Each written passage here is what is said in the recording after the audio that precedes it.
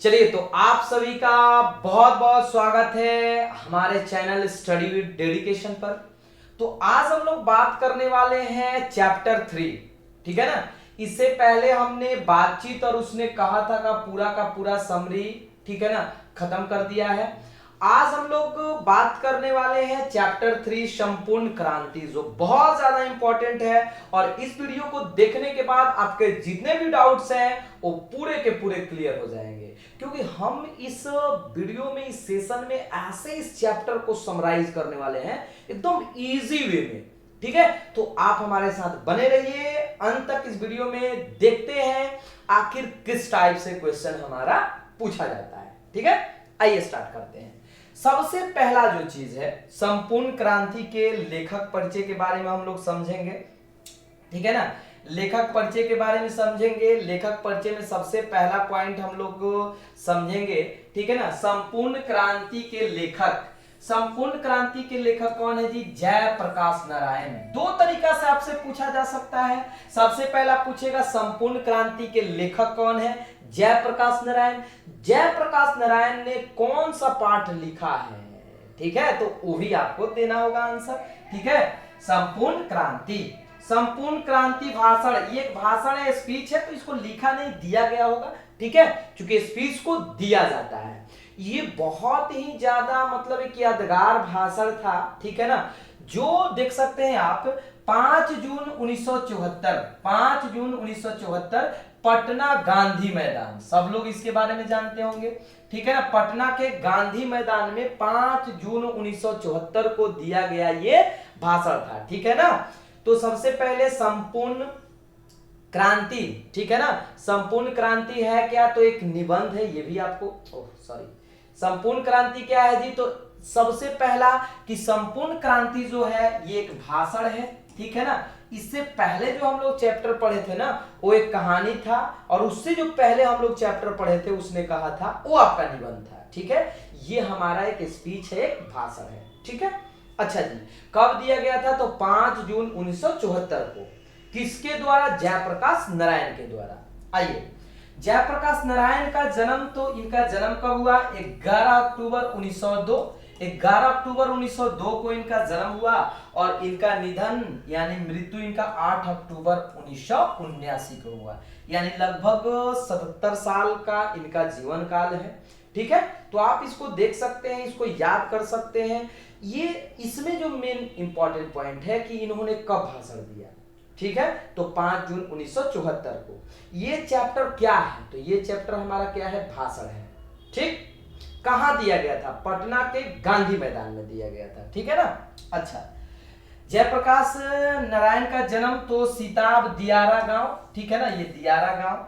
जयप्रकाश नारायण के माता का नाम फूल रानी, कभी कभी पूछ देता है माता और पिता का नाम, तो आपको ध्यान रखना होगा, ठीक है। तो इतना क्लियर हो गया होगा, इसका आप लोग स्क्रीनशॉट लेकर एक बार पढ़ लीजिए। आपसे पूछेगा कि ठीक है, जयप्रकाश ने कौन सा चैप्टर लिखा? तो संपूर्ण क्रांति। ये क्या है? तो ये एक भाषण है, याद रखिएगा, स्पीच है। और इसको कब दिया गया था? तो 5 जून 1974 को, 1974 को, ठीक है ना। अच्छा, इनका जन्म, तो जन्म बस इतना कम से कम याद रखना, 1902 में, और इनका मृत्यु 1979 में, ठीक है, इतना याद रखिएगा, ठीक है। इससे ज्यादा आपका नहीं पूछा जाएगा, मतलब रिलेटेड संपूर्ण क्रांति के मतलब लेखक परिचय से इतना पूछा जाएगा। आइए हम लोग चैप्टर में प्रवेश करते हैं, क्या कहा जा रहा है, ठीक है। उम्मीद करते हैं इतना सबको समझ में आ गया होगा। देखिए, अब जयप्रकाश के नारायण के पिता के बारे में जानते हैं, हर्षु दयाल शिक्षा, ठीक है ना। आरंभिक घर पर आगे की शिक्षा के लिए पटना कॉलेजिएट गए, मतलब पटना कॉलेज आप तो जानते ही हैं। मतलब इनके पिता का नाम याद रखिएगा, हर्षु, ठीक है ना, हर्षु दयाल।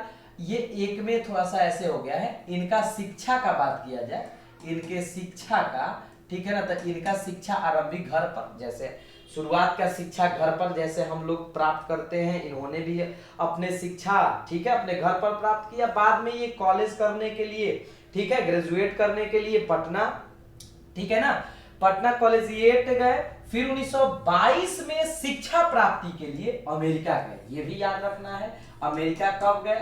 तो 1922 में शिक्षा प्राप्त करने के लिए। मां के अस्वस्थता के कारण पीएचडी नहीं कर पाए। ठीक है, तो जैसे मान लीजिए हमारे घर भी कभी कभी होता है, माता पिता का तबीयत खराब हो जाता है, उसके कारण हम लोग वो चीजें कभी कभी नहीं कर पाते हैं जो हम लोग चाहते हैं। तो इन्होंने भी पीएचडी से ये वंचित रह गए। ठीक है, क्योंकि इनके माता का तबीयत ठीक नहीं रहता था, अस्वस्थ रहती थी। ठीक है ना, तो आप देख सकते हैं इनके शुरुआती शिक्षा इनके घर से ही हुआ था। फिर ये पटना से कॉलेजिएट किए, फिर थोड़ा उच्च स्तर का पढ़ाई करने के लिए, ठीक है, कहाँ गए? अमेरिका गए। ठीक है ना, उसके बाद मतलब ये पीएचडी नहीं कर पाए, इतना याद रखिएगा। इनके पिता का नाम हर्षु दयाल। ओके, ये भी याद रखना है। तो ये था इनका लेखक परिचय, जैसे कि हमने यहां देखा।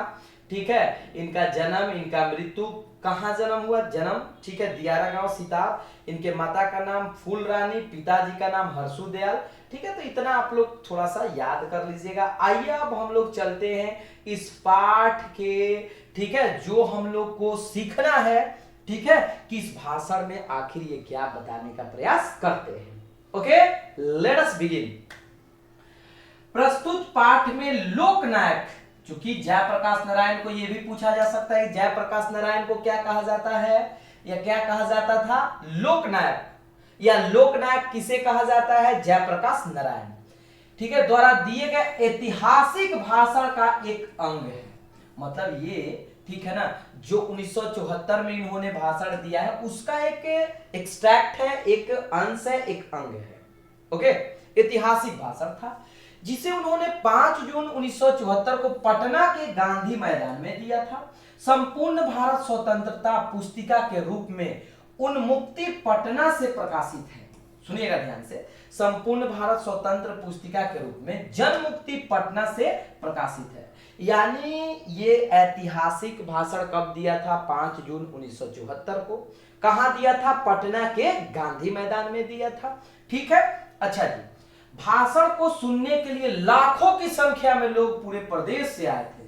मतलब जब ये भाषण दिए थे तो पूरे प्रदेश से लोग, ठीक है, पूरे के पूरे बिहार से लोग कहां गए थे? कहां गए थे? पटना के गांधी मैदान में गए थे। बहुत सारे लोग गए थे, जिसमें युवाओं का बोलबाला था। मतलब जिसमें ज्यादातर युवाओं का बोलबाला था, मतलब युवा साथी वहां ज्यादा पहुंचे थे, और जहां युवा हो वहीं विकास होता है। नारायण जी कहते हैं कि अगर दिनकर जी और राम वृक्ष बेनीपुरी जी होते तो उनकी कविता भारत के नव निर्माण के लिए क्रांति का कार्य करती। सुनिए, इस भाषण में ये 2 व्यक्ति का नाम ले रहे हैं। किस किस व्यक्ति का? सुनिएगा ध्यान से। एक तो दिनकर जी, हम कौन नहीं जानता है इनको, और एक राम वृक्ष बेनीपुरी जी। इनका कहना है कि अगर ये दोनों होते तो उनकी कविता भारत के नव निर्माण, मतलब उनकी कविता और नया निर्माण के लिए ज्यादा इंपॉर्टेंट, ज्यादा महत्वपूर्ण होता। यानी उन दोनों के एक तरह से इंपॉर्टेंस के बारे में ये बता रहे हैं, महत्वपूर्णता। उन व्यक्ति अगर वे लोग होते तो आज भारत और आगे होता है। इनके कहने का अर्थ ये है। फिर क्या कह रहे हैं? भारत के नव निर्माण के लिए क्रांति का कार्य करती, लेकिन वह आज हमारे बीच नहीं है। इस भाषण में कह रहे हैं कि वे दोनों आज हमारे बीच मौजूद नहीं है, यानी उन दोनों का मृत्यु हो चुका है। जयप्रकाश नारायण जी कहते हैं कि जिम्मेवारी, सुनिएगा, जिम्मेवारी मैंने मांग के नहीं लिया, मुझे यह जिम्मेवारी युवा पीढ़ी द्वारा सौंपी गई है। मतलब लोक नायक जयप्रकाश नारायण जी कहते हैं कि ये जिम्मेवारी खुद से नहीं बल्कि युवाओं ने मुझे दिया है, युवाओं के द्वारा सौंपा गया है। ये तब मुझे, ये ना कि मैंने अपने से जिम्मेवारी लिया, नहीं, ये युवाओं ने मुझे दिया है। ठीक है, वह कहते हैं कि मैं नाम का नेता नहीं बनूंगा, मैं सबकी बात सुनूंगा। ये तो हर नेता कहते हैं, लेकिन ये भाई लोकनायक हैं जयप्रकाश नारायण जी, जिन्होंने मतलब एक संपूर्ण क्रांति या चैप्टर का भी नाम है, इससे भी जान सकते हैं। इस भाषण के बाद एक क्रांति आया। ठीक है, ये कहते हैं कि मैं नाम का नेता नहीं बनूंगा बल्कि सबका सुनूंगा, लेकिन अंतिम फैसला मेरा होगा। सुनूंगा सबका, लेकिन करूंगा अंत में अपने मन का। ठीक है, इनके कहने के मुताबिक लेखक ने अपने परिवार की गरीबी के बावजूद अमेरिका में अपने बलबूते पर पढ़ाई की तथा वापस आकर कांग्रेस में शामिल हुए। मतलब ये काफी एक होता है ना, मतलब छोटे घर के, ये भी लड़के थे, लेकिन अपने बलबूते पर इन्होंने अमेरिका में पढ़ाई की। अब आप सोचिएगा सर, सिंपल घर के अमेरिका में कैसे पढ़े? हो सकता है कि मान लीजिए कम पैसे के बावजूद भी कभी कभी आदमी को गुजारा करना पड़ता है, तो उस टाइप का। ठीक है, इन्होंने भी अपने जिंदगी में बहुत सारे स्ट्रगल, ठीक है, किए और गांव आकर, मतलब ये कहां शामिल हुए जी? कांग्रेस में शामिल हुए। पढ़ाई करके अमेरिका से आकर कांग्रेस में शामिल हुए। तो ये भी पूछा जा सकता है कि किस में शामिल हुए थे? कांग्रेस में शामिल हुए थे। जयप्रकाश बाबू से मिलने बहुत सारे नेता आए और सबने उन्हें एक तरफ लोकतंत्र की शिक्षा दी तो दूसरी तरफ लोगों के जुलूस को रोका गया। सुनिए, ध्यान से इस लाइन को सुनिएगा। कहा जा रहा है कि जयप्रकाश बाबू, मतलब वही जयप्रकाश नारायण से मिलने बहुत सारे नेता आए, बहुत सारे नेता आए थे और सबने उन्हें एक तरफ लोकतंत्र की शिक्षा दी, सबने लोकतंत्र के बारे में बताया, ठीक है, और दूसरी तरफ लोगों के जुलूस को रोका गया। ठीक है, लेखक कहते हैं कि ऐसे लोगों को शर्म नहीं आती जो एक तरफ लोकतंत्र की बात करते हैं तो दूसरी तरफ लोकतंत्र को अपने पैरों से कुचलते हैं। मतलब ये कह रहे हैं कि बहुत सारे नेताओं ने लोकतंत्र का तो बात किया, लेकिन लोगों को रोका। रोकने का मतलब उनके मन का बात नहीं सुनने को कहा, यही ना हो सकता है। लेकिन ये कह रहे हैं कि ये सिर्फ नाम के नेता हैं, ठीक है ना, इन्हें शर्म आनी चाहिए। ठीक है, कि एक तरफ लोकतंत्र का भी बात करते हैं और दूसरी तरफ लोकतंत्र को अपने पैरों से कुचलते हैं। ठीक है, ये इससे काफी नाराज होते हैं। लेखक के कुछ मित्र उनका और इंदिरा जी का मेल मिलाप करवाना चाहते हैं। अब ये पूछा जा सकता है कि लेखक के मित्र किनका मेल मिलाप कराना चाहते थे? तो आपको बताना है इंदिरा गांधी और उनका। लेखक कहते हैं कि मेरा इंदिरा जी से व्यक्तिगत झगड़ा नहीं है, ठीक है ना, लेकिन बल्कि उनकी गलत नीतियां से मेरा झगड़ा है। मतलब ये बताते हैं कि इंदिरा जी से मेरा पर्सनली झगड़ा नहीं है, लेकिन उनका जो गलत नीति है ना, उससे मेरा झगड़ा है। ठीक है, एकदम सिंपल सा लाइन में लिखा हुआ है। लेखक ने कई बार बापू और नेहरू जी की भी आलोचना की है। लेखक ने बापू, और ऐसा पूछा जा सकता है कि लेखक ने यानी जयप्रकाश नारायण ने किसकी आलोचना, किसका बुराई किया? तो बापू देख सकते हैं, ठीक है ना। तो ये पूछा जा सकता है, हो सकता है कि किनका किनका, तो नेहरू जी और बापू का।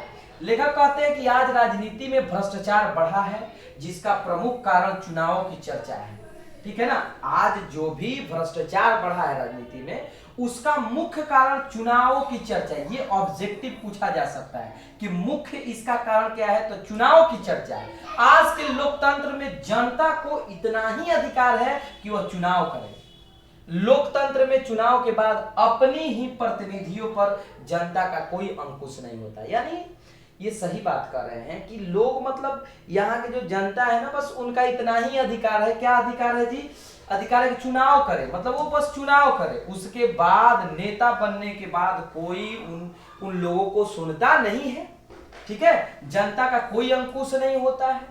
लेखक के अनुसार अन्य देशों में प्रेस तथा पत्रिका प्रतिनिधियों पर अंकुश लगाती है। मतलब क्या? इनके अनुसार देशों में प्रेस और पत्रिका प्रतिनिधियों पर अंकुश लगाती है, लेकिन हमारे यहाँ के तो जानते हैं प्रेस और, ठीक है ना, जो भी पत्रिका है वो खुद नेताजी के बस में हो जाता है। उस समय भी ऐसा ही बात था, देख लीजिए इनके भाषण में लिखा हुआ है। लेकिन हमारे देश में इसका बहुत अभाव है। ठीक है ना, हमारे देश में इसका बहुत अभाव है, कमी है। जयप्रकाश नारायण जी का यह भाषण वाकई एक शानदार भाषण है। ठीक है, तो इससे रिलेटेड आपसे ऑब्जेक्टिव भी पूछ सकता है या पूछ देगा संपूर्ण क्रांति का व्याख्या करें 5 नंबर में, तो आप आसानी से बता दीजिएगा कि ये भाषण सबसे पहले क्या बताइएगा, गांधी मैदान में दिया गया था 5 अक्टूबर 1974 को।